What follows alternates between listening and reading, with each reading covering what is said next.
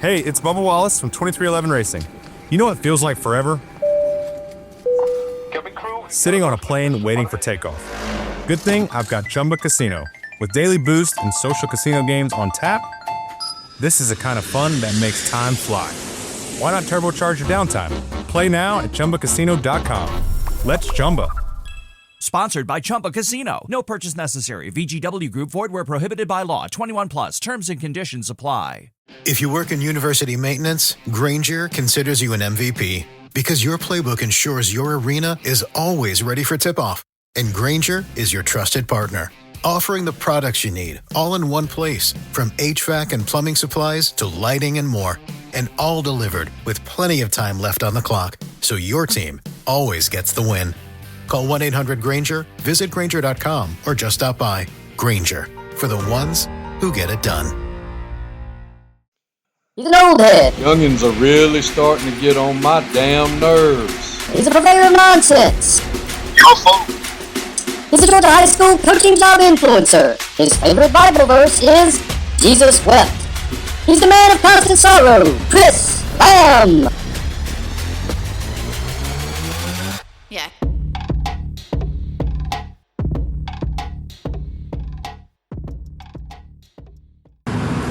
Welcome to episode 10 of Son Coach's podcast, and today I've got a North Florida legend in the making, Coach Brock Canaday. Met him last year at the FACA convention, and we hit it off immediately. It's actually his birthday today, and he told me that he has outlived Jesus and Keith Whitley, so he's on house money. So that gives you a little insight into his sense of humor. Coach, thanks for being on with us. Hey, Coach, I appreciate you having me on. I've been looking forward to it. Well, Coach, tell me how your career got started. Yeah, I was lucky enough to work under my high school head football coach, Bobby Johns. And while I worked with him, I learned, he made me learn everything that assistant should know before you get to, per se, have any titles or real input. The whole doing of laundry, setting up pregame and pre-practice, painting a field and cutting grass, things of that nature. Then I kind of followed him. He left Baker County. I followed him out to Milton for a short stint, and then we wound up in South Georgia, my first trip to South Georgia in Bacon County. And then a good buddy of mine, Jamie Rogers, that was with us, got the Suwannee County job, went down there with Jamie to be his DC at Suwannee. And then followed him to Baker County, back to our hometown, and then left Baker County for Cook County up in Georgia. And then I left and came back to Baker County to work for Kevin Mays. And then I left him after 2 years and took the head job in Dixie. And now, after 2 years, I've left Dixie and gotten a little closer to home at Bradford. Well, that's awesome. What was South Georgia like for you, being a Florida guy? I mean, you grew up in Weewa, didn't you? No, I'm from Baker County. I grew up in McClain, just a little south of Folkestone there. Okay. So not far from the Georgia line, didn't you? Right. And my dad's people are actually from from Charlton. So, but South Georgia, especially as a young coach, when I was a younger coach, I was enamored by the facilities, the pay. It's just, growing up in the profession and being around some of the older guys that had been there and some of the guys that were shooting to be there, I learned to envy it, and still do in many ways. Me and Jamie Rogers both worked under Bobby Johns, and that's kind of when me and him Jamie and I worked really closely together over a span of, I don't know, probably nine years or so. And the whole time, that's what we talked about. If we ever got if he, I was a lot younger, I'm 10 years younger than him, so if he got the shot, that I'd make the jump with him. And Bacon was our first step there in South Georgia, and that's kind of where you got the full taste of field maintenance, paint, running every aspect of the program. You cut your teeth 1A style. And then Cook was, when Jamie got the Cook job, that was a brand new facilities being built. In that particular year that I was there, all new facilities, and being in the region with Chris when Chris was really good. They played for the state championship that year, and just week in and week out seeing a well-coached product, and if they had athletes, it was even that much of a task to have on a Friday. Whereas my experience in Florida, you'll see some teams and maybe they're not coached as well on one side of the ball or the other, or lacking in special teams, or you can have a chance as long as because I've been blessed to be a part of, as I came up with, some really good staffs, and they've gotten a lot out of their kids over the years, and we've probably overachieved with some groups. Whereas in Georgia, the expectation should be, and I think always will be, you have all the things at your disposal, and now you produce. You better produce. What was it like because I know of Coach Johns. I've talked to him online a few times, but I've never actually met him. I just heard what a tough-nosed guy he is, an old-school guy is. What was it like going from playing for him to working for him? The exact same. It was at times, even as a coach, you're like, hey, starting to be an adult here. What I missed, so when I got with Coach Johns, he had a really good staff. He really did. He had a guy named Jason Blair as an assistant. He's been in the South Georgia area for a while now, Thomasville, Pelham, and those areas. Great weight room guy, and he can coach just about anything. Hildrick Garrison, who actually took over at Bacon for him when he left as head coach. I think Coach Garrison, he's now in admin in Ware County. And then Jamie, who's been a head coach in Georgia and has had extreme success down here in Florida. And then a buddy of ours that was also my position coach when I played for all them guys, Josh Jacobson, is up near Columbus as a head coach, and Chatco up there. So you had all those guys, a bunch of younger guys that worked hard and enjoyed being around one another. And then you had Bobby at the top of it, who was, he coached year-round intense. He's a big weight room guy. You're going to practice really physical. He prides himself on the run game and strong defense. And so you kind of, as a player, that's what we expected. That we obviously took on that mindset. And then as a coach, the weekend meetings, we met for a while on Saturdays and then come in on Sundays. And Sundays was, you were there till you're done, no matter what. That's where I learned how to break down film under him. I still do it by hand, and then I transfer it to Huddle. I get made fun of all the time. I've been around a couple young guys now that do everything Huddle and make nice little fancy reports. I break it down by hand and do what I know how to do on Huddle, and then I let them kind of go make it clinic material. That's right. Well, I'm sure you got a story or two out of Alma or Adel. Oh yeah. Because there's some dudes in that area down there. The locals are a little different. I loved my time in Bacon. When we'd gotten there, I think they'd only been to the playoffs maybe 4 times in school history up until that point. And those kids were just so hungry. They could, and Bobby he has an extreme weight room regimen. Like it's tough. It really is. It's that in practice, there's not a whole lot separating the two as far as time and what it takes out of a kid. But one of my favorite things when I start thinking about Bacon County, Alma, is all the field maintenance debacles we had there. And Bobby, if anyone's ever worked with Bobby, they know how anal he is about his field. Like, he's going to have Augusta greens, and nice paint. But we had one, I'll never forget, we had a buddy of ours from Baker County come up, just wanted to hang out with us after practice, and he's a big tractor fanatic and loved he loves that type of equipment. So we let him get on the reel mower and mow the field. Well, I was over there trying to get the paint equipment ready, and I just so happened to look up, and he's supposed to be vertically cutting it. Now he's coming at like a weird angle, so I'm flagging him down, and he's got this thing wound in high gear. He's coming at me hard, and he's got this like pale ghost look on his face, and he finally turns the tractor down where I could talk to him. I said, "What's going on?"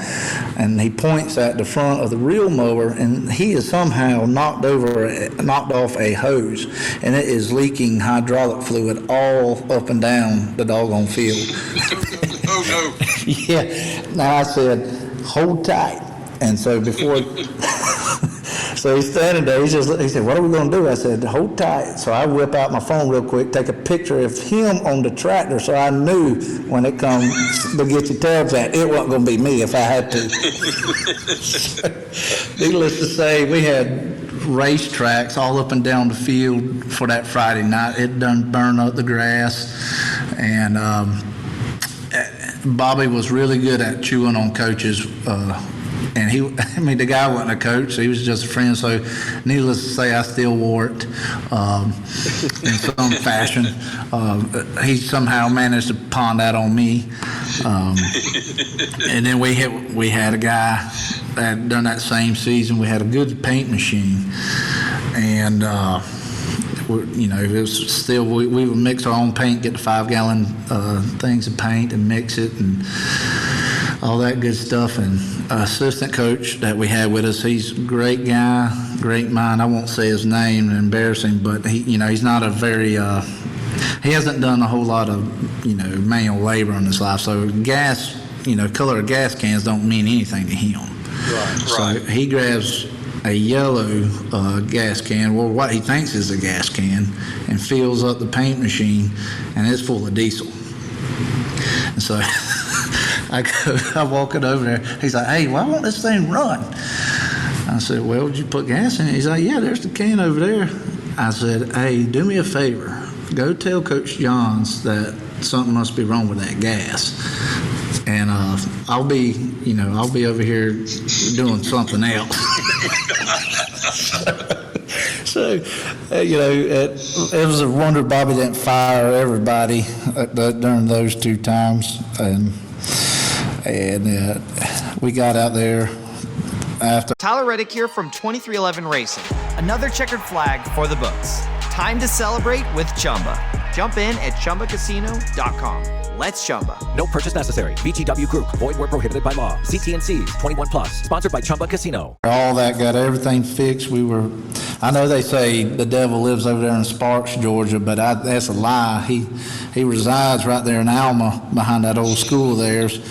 Because the hottest day I've ever been associated with took place in Alma, and the gnats were gnawing on us. It was mentally, see how mentally tough you were. And I actually had an assistant coach go down like faint. It was right there in the middle of summer camp or fall camp, so we'd been there all morning. I guess the guy didn't eat and had taken a doggone energy drink for whatever reason. And we were out there doing field maintenance, and we just bought, God bless, Bobby bought us a field kit to drive the spikes in so you could lay the lines there. And that guy looked over, he's folded up like a piece of paper over there, just like had to call the gosh dang ambulance to a coach. So needless to say, the kids just got an easy special team practice that second practice of the day. Well, then you headed back to Florida. Yep, went to Swanee with Jamie. How was that? How were the kids? I'm sure there's some interesting stories out of there too. Yeah, Swanee's a great place. It really is. It is probably outside of some of the things. Who's there now? Kyler Hall. That's right, Kyler's there. Yeah, great guy. And the AD is a good buddy of mine, Frank Allen. There's some of the people over there that are in positions of power in the school system. They're really good folks, and I'm still friends with a lot of them people today. But Swanee, it was all around as far as living, coaching, and being able to win. It was a great time. I really do miss that place. But one thing I learned quickly in Swanee was because Florida, you can start that your spring practice right there at the end of April, and most people get that Saturday. Go that first Saturday, you can practice for your third day in helmets, so you can start, your process and getting in uppers. Well, also during that time was the Swanee River Jam, and that is like a national holiday for them folks in Swanee County. Like at Christmas time, if you're a kid, you get Swanee River Jam tickets. And all it is, if you're not familiar with this, is a big outdoor country festival for like 4 days. And those folks, they start tailgating at 8 in the morning, and they don't shut it down till like 2 in the morning. It's an all-day affair. And so, my first year there with Jamie and all of them, and Thursday, Friday was good. And then here comes Saturday morning, and I keep getting on him about Saturday morning practices. Are you setting yourself up to get pissed off? So we roll around. Practice starts at 8. We got like half a team there on time anyway. So, he's starting to get upset. When they finally do show up, they all do show up, but the 50% that were late, they're hungover bad. They've had them a belly full, and we started running them, and I'll never forget. We had some really good football players that were young though, and one of them, so I could see the look in his eye, he was about to call it quits, and I just kind of went over there to him and said, "Hey man, you just stay over here with this group, blend in." He's a skill kid. I said, "You just kind of blend in with these offensive linemen. I'm surely we're about done. So you don't give up on us now." And then that day was just a fiasco. It was they had a compound fracture, and the kid, he just looked up. As soon as he looked up, fainted. Poor guy. And then that was a. In other words, in Swanee County, do not practice that first Saturday when the jam is in town. Just go ahead, do yourself a favor, call it a wash, and go on and see everybody on Monday. Well, from everything I've heard from people outside of the facilities and the money, there ain't a heap of difference between North Florida and South Georgia. As far as like the people and the kids and I've been football's important and stuff like that. Yeah, I've been lucky, and I prefer North Florida. I prefer rural areas really, because that's the kind of people I like to be around. And that's the kind of, and they normally have the mindset, blue collar, tough, hard-nosed style of football. Madison County for years has had that identity. Baker County's got it. Bradford has it. Even Dixie County, and place of Swanee. Those teams, those communities care. The kids, they embrace a physical style football, and that's what I enjoy. So. And after Swanee, did you go? Was that when you went back to Georgia, or were you still? No. So we were at Swanee.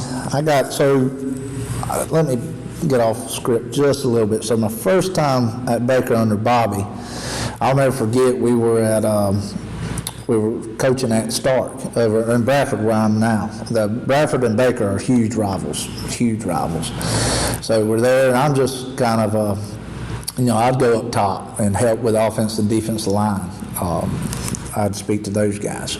That was basically my job, and counting 11 on special teams. So we got there, and then, tough game, going back and forth. We actually ended up pulling it off and getting a win, but right there, about 2 minutes left in the end zone, we're driving to go score.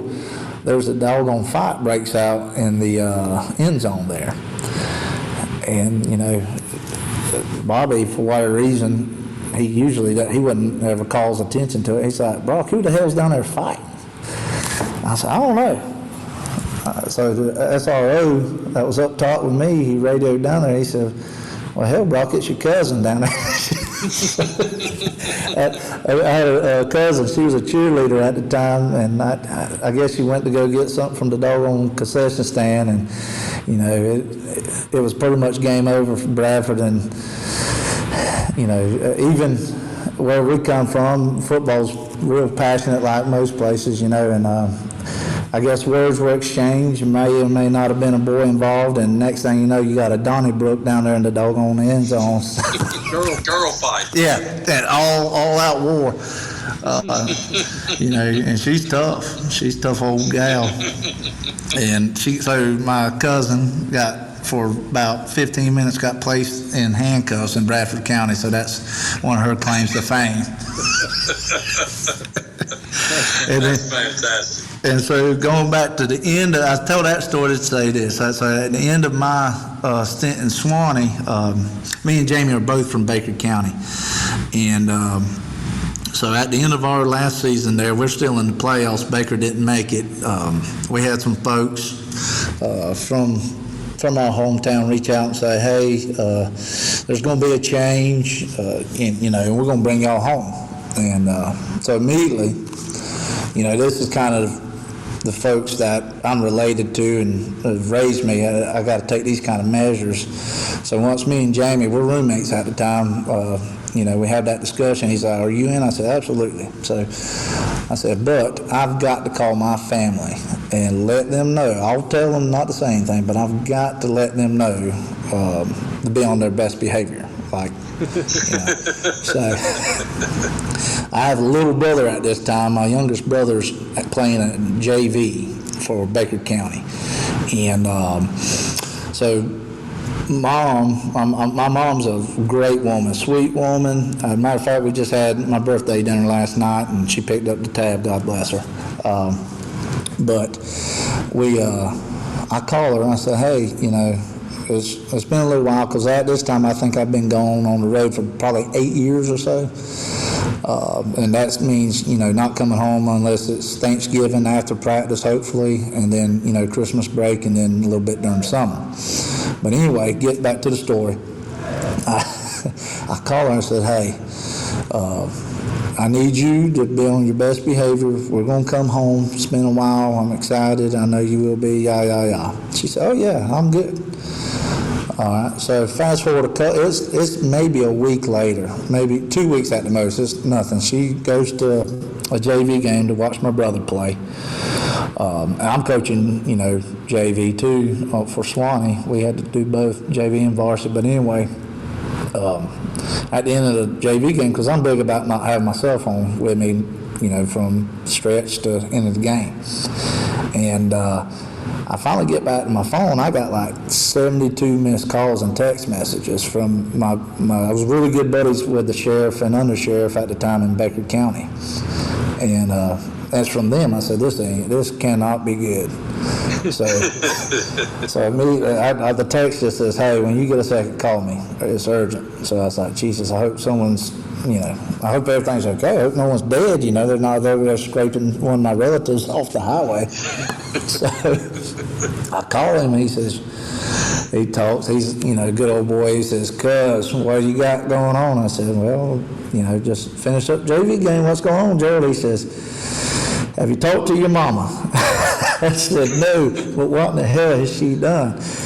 He says, well, she was at the ball game tonight. I said, yeah, my brother's playing over there. He said, well, apparently there was a woman in front of her that was, talking and was talking bad about the team.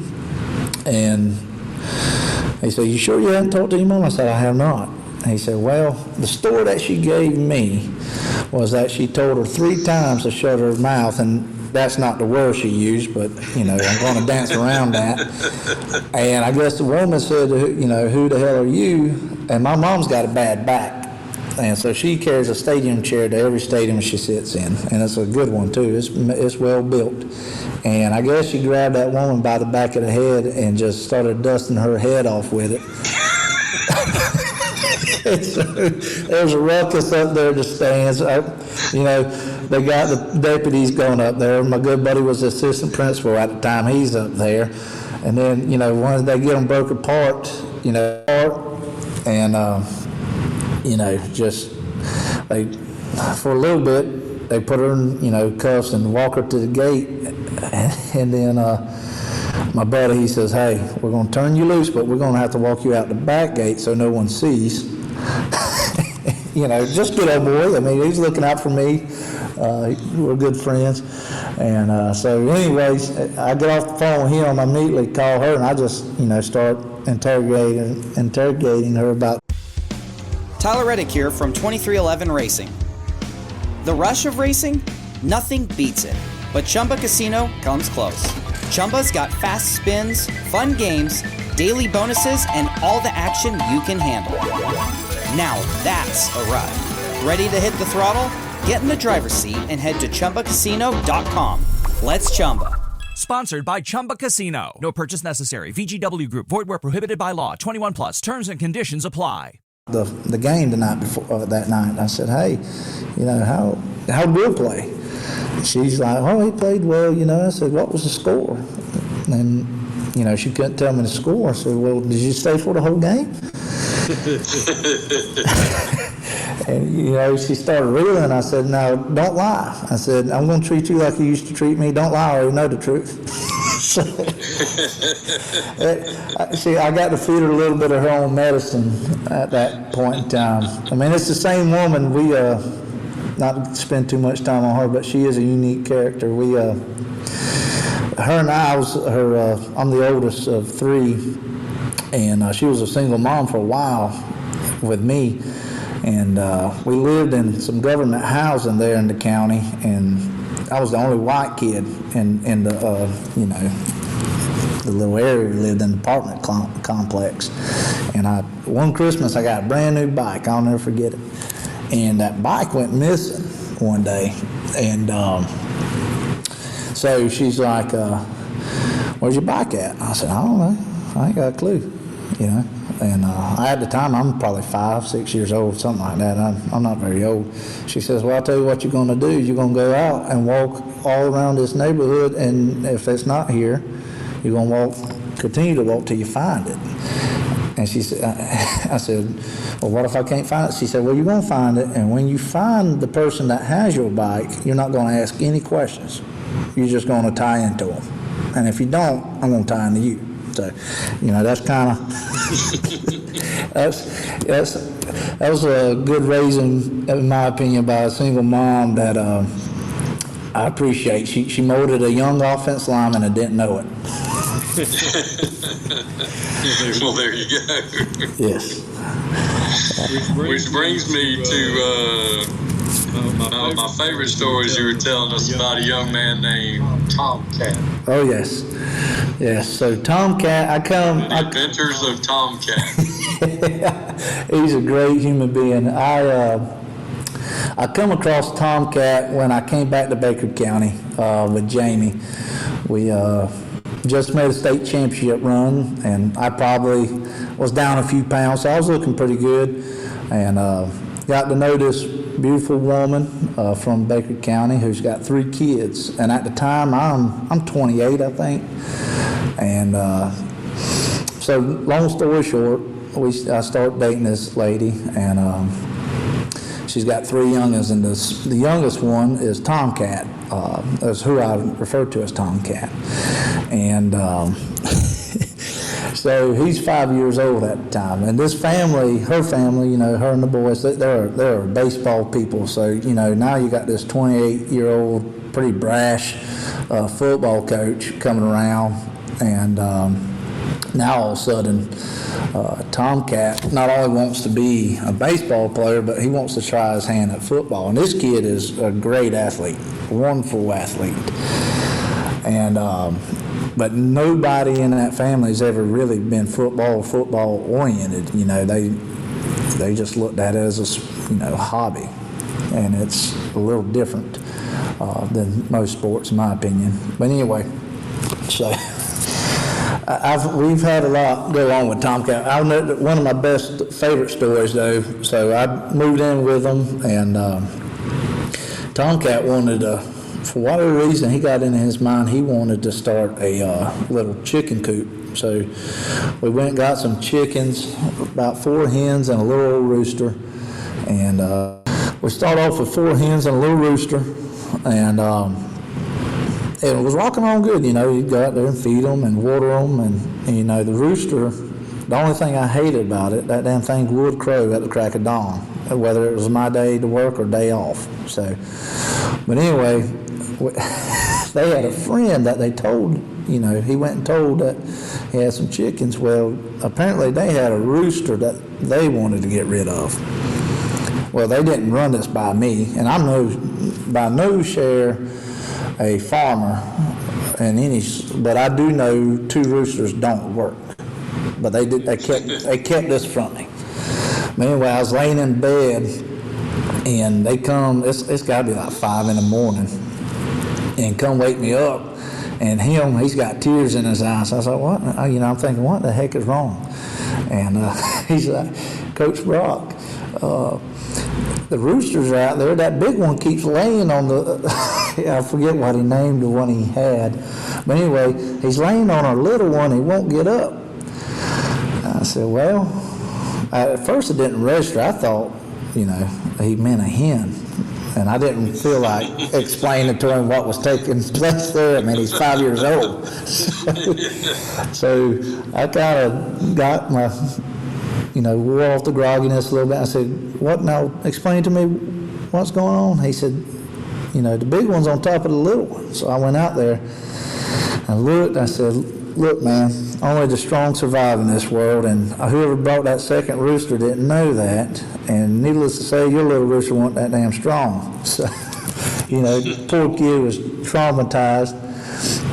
And I say that story because he finally comes at football practice. He gets his first football practice, which I wasn't a huge fan of because he's so small, young kid. You know, they had him out there pushing cars for hours and, you know, doing crazy stuff, just crazy stuff.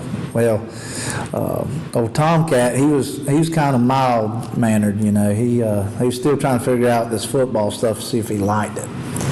And so there was a kid on his team that did like it. He was, you know, about football, loved contact as a young kid. You know, pretty superior. He was a striker, was what I call him. He'll strike you.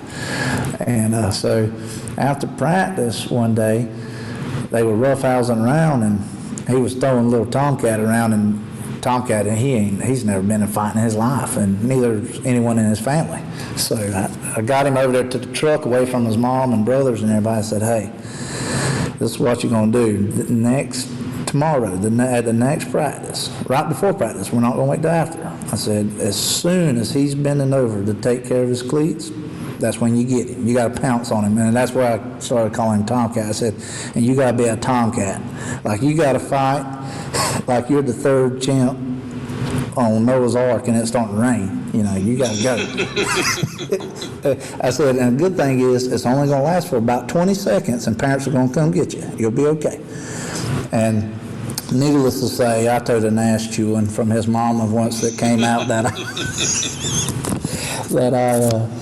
put Tomcat up too. Yeah, because he folded. You don't want to rob a bank with Tomcat, because she said, where'd that come from? And she said, well, Coach Brock said it'd be okay. And I said, oh, no, that's not exactly what I said. Well, Tomcat was scared though. No, he was since. I get reminded every now and then of now Tomcat. He's not so scared to take up for himself. So, and he's quick. So that's going to be bad news for some folks down the line. It'll make him a better ball player. Yeah. Regardless of which sport he decides. Oh yeah, no, he's a good little athlete, and apparently he's got great hand-eye coordination. So, he said I went to grab him and he kept slipping out of my arms. I said, yeah, we call that a 3-day-old mullet. You ain't gonna hug that. You gotta hit it. Oh man, old Tomcat. When you first started telling us about that, dude. Coach, I got so many stories. I got so many stories about that kind of stuff. But I'm getting old, as we pointed out. I got to be led in the direction of what story people are referring to, and some that may or may not get me in trouble to this day. So I skip around a few. Old Tomcat. That joker right there sounded like he was a hot mess. Yes. Oh yeah. He got to where he was really good at telling white lies, and deep down inside, I wish I was that good. But he's a character now. He's got a lot going in his direction. So when did you get your first head coaching job? 2 years ago, I took the Dixie County job, and when I saw you at the clinic and you spoke on, so you think you're ready to be a head coach, that's a very accurate. Like a lot of guys, especially a lot of young guys, need to go and be, have that presented to them in some form or fashion. I'm a firm believer, just like teachers now, I may take some flack on this, but I'm an early education major, early childhood education. I think if you're going to get in public school education, you got to do at least a semester in some fashion in elementary. If you could survive elementary, you could do anything. Mm-hmm. And so I also feel the same way about coaching. I think if you can survive and coach in 1A, you can survive and coach anywhere. Agreed.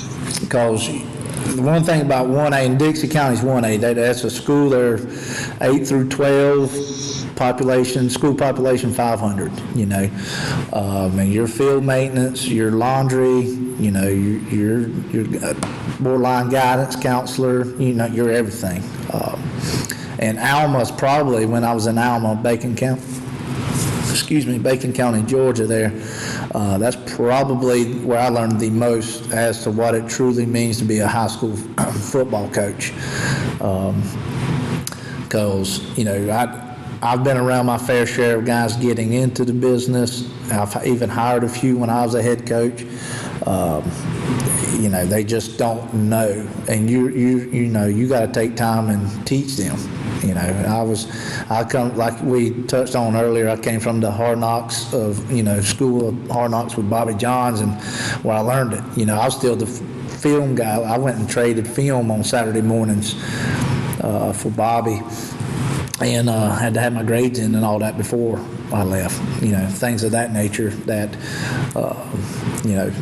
I think some guys don't have a clue on, and I don't want to sound like I'm being negative. It's just, they think, most people think you show up to practice, have practice, and then roll out the balls on Friday, and there's so much more that goes into it. Correct. So, yeah. Like I said the other day, X's and O's, you train a goat to do that. Yeah. That ain't hard. And really, putting together a practice plan. If you write a lesson plan, you can put together a practice plan. Yeah. That's not hard. No. It's dealing with all the other stuff. Yes. That you don't really know until you experience it. And that's why, I'm not anti-young guys. Hey, it's Cole Swindell. And when I spend 200 days a year rolling down the highway, the bus can start to feel smaller than a guitar case. Everyone wonders how I stay chill while the hours crawl by. Truth is, one good luck spin on Chumba, and suddenly the trip feels a whole lot shorter. Finding your space, even when there isn't much to spare. Need some chill? Let's Chumba. No purchase necessary. VGW Group. Void where prohibited by law. 21 plus TNCs apply. Sponsored by Chumba Casino. Being a head coach at all. I just want them to know what they're getting into before they go do it. Yes. So that they don't come to the clinic and look at me and you crazy like, hey man, you hired? Because I got to get out of here. Yeah, no, what you say is 100% true, and another thing about coaching in 1A football, you learn to be creative when it comes to building depth. Like, I mean, you're going to be on your toes. You're going to lose someone at some time, and you may be playing with a guard that's 165 pounds. Depending upon the situation. Right.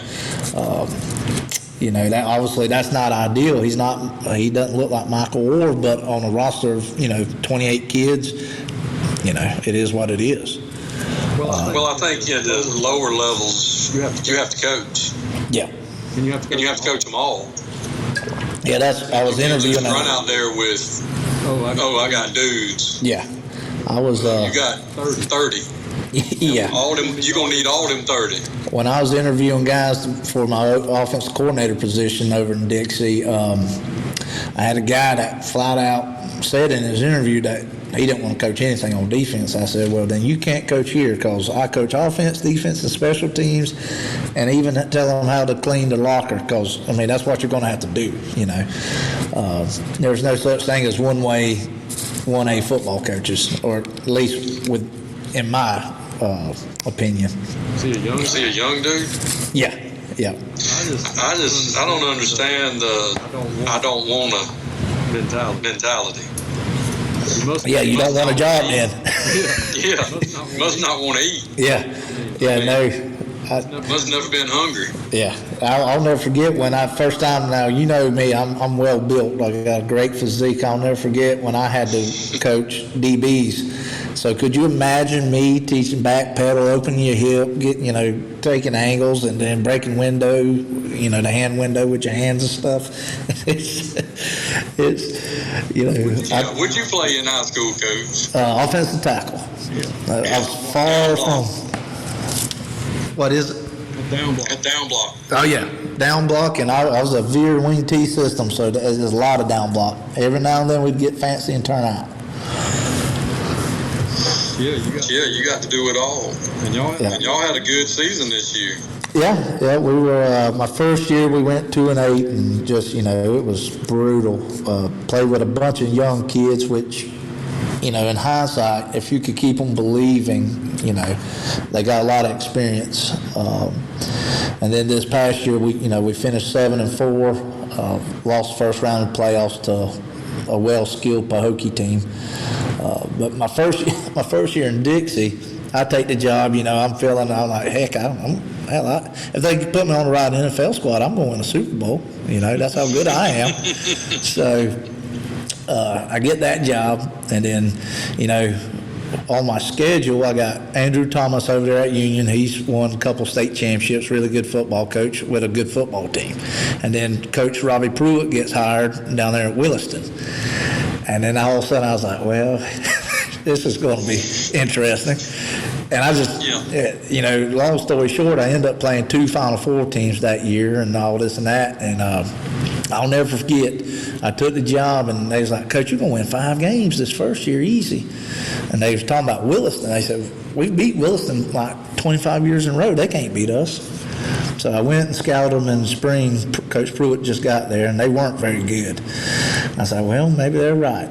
So I go back in the fall and watch them in the Classic game there against Taylor County. And I came back, I said, boys, I hate to tell you something, but I'm probably going to be that guy they want to run out of town because I don't think we're getting to 26 in a row. I'm just saying. And so, long story short, we get in the middle of that game. I got a old linebacker. He's a rail. He doesn't look like a football player, but he was pretty hard-nosed. But anyway, he's country, always country. He says, hey, Coach, and he's doing with his hands, his fingers, and he's forming an X. He said, what's it mean when the guards go like that?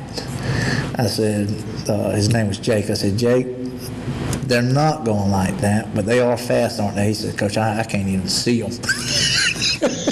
I just said, don't worry about it. We'll get through this one. So, Just try not to get hurt. Yeah. Well, later that kid graduated, he come to me, he says, Coach, you could have said a lot of things when I asked you that question, but you avoided the inevitable. I said, what do you mean? He said, well, I thought you would have said, Jake, it don't make it, dang. We're gonna get it. We're gonna tote this one anyway. Just keep running. Sometimes it be that way. Yeah. That wasn't fun looking over there because Coach Pruitt obviously does a really good job. And at that year, my first year, it was really me and one guy. Had a bunch of assistants, a volunteer. I say a bunch. I had like 3 other volunteers that, you never know. They got jobs and families, So. Right. It's just hard without help. Yeah, my highest supplement that I could give assistant coach there was $1,800. So trying to. Yeah, when y'all got talking to me last year at the clinic, I don't know how y'all eat, and I understand now why y'all come to Georgia. Yeah. Because the money is so much better. Yeah. And you guys obviously are used to dealing with talent, and you're used to having to do more with less, facilities wise. Right. And so. Y'all can sit in an interview and say, well, that doesn't really bother me. I don't need that. I don't need that. Yeah, some things that might would have. Our guys. Yeah. Some guys that might would scoff at certain things. You're right. Like some of the guys that I work with when I've taken them, because when I was the head coach over in Dixie, I'd take some of those guys around and tour like a cook or, coffee and show them places and how they operate, and their minds are blown, But, y'all are, your state's like the Wild Wild West now. Y'all let kids go wherever they want to go, whenever they want to go. And it is another reason you like rural better. Yeah, well, rural, yes, I do like rural, but rural isn't exempt from that either.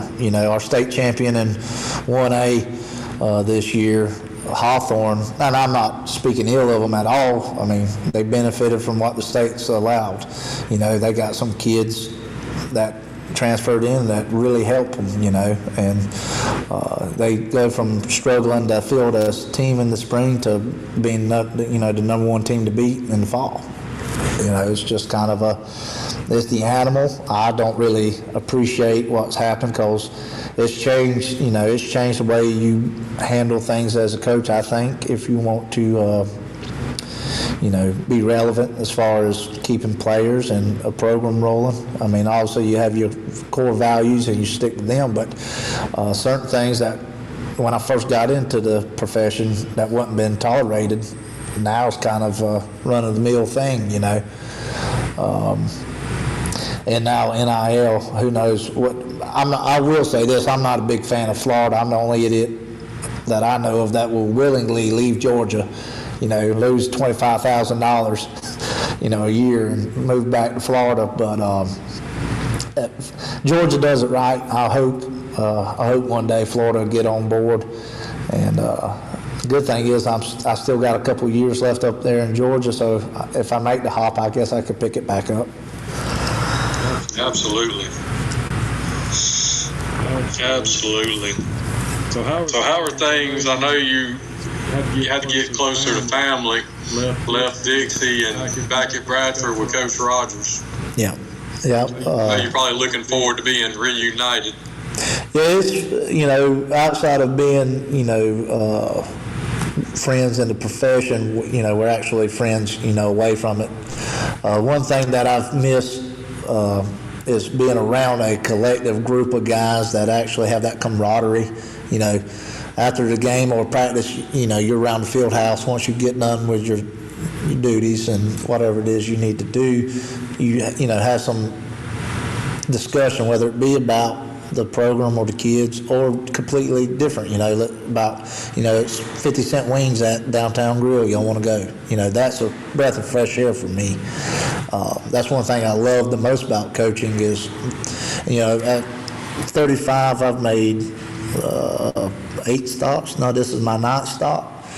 And I don't regret one of them. You know, is meeting all the different people and the relationships and connections you made, you know, and experiences. But being back here with Coach Rogers and the staff, he's got the staff reminds me very much of the one that Bobby had put together at Baker. They're all around the same age, you know, all of us are around the same age. We all like to work hard as far as the profession goes, and enjoy one another's company, and that makes it a little different coming to work every day, you know. And not to mention they got really good football players here. That makes a difference. Yeah, that you know, going from, because when we were in Dixie, I hired a guy that knew how to run single wing and wing T and I, and that's what we were. Now we can kind of go back to, which if the ball's in the air, you know, I'm a little sad. I like running the football and pounding on people, but now I'm with this bunch here, and they got some kids that we can spread it around and play a little bit of basketball on grass if need be. So that's cool, man. Well, I sure do appreciate you coming on, and I have enjoyed it. Definitely try to get you back on down the road. Here's some more Tomcat stories. Yeah, Tomcat. I guess he's got new colors now. He's kind of like me in the fact that he loves bright colors like neon green, orange, and stuff. So he's donning some orange and black these days. So he's flaunting it. And so good. Maybe you can scrounge some PG-rated Tomcat stories for us. Well, I'm sure I'll have some put together by the time we get there down there in Orlando. Well, that's awesome, man. I can't wait to see you, and I appreciate you coming on. Yeah, I appreciate it. It's going to be hard for me to follow up the guys you had on before me, but I enjoyed it. It was kind of like a bucket list thing of mine when, you know, you were talking about this deal, and I wish you the best, and I can't wait to see you down there in Orlando. Well, I should appreciate it, Coach. All right, Doctor. All right. Yes, sir. Bubba Wallace here from 2311 Racing. You know what's slower than a pace car? Waiting at the car wash. That's when I fire up Chumba Casino. It turns those slow minutes into fast fun. With new games every week, you'll never get bored. Next time you're stuck in the slow lane, speed up with Chumba. Play now at ChumbaCasino.com. Let's Chumba. Sponsored by Chumba Casino. No purchase necessary. VGW Group. Void where prohibited by law. 21 plus. Terms and conditions apply. If you work in university maintenance, Grainger considers you an MVP because your playbook ensures your arena is always ready for tip-off. And Grainger is your trusted partner, offering the products you need all in one place, from HVAC and plumbing supplies to lighting and more. And all delivered with plenty of time left on the clock, so your team always gets the win. Call 1-800-GRAINGER, visit Grainger.com, or just stop by. Grainger, for the ones who get it done.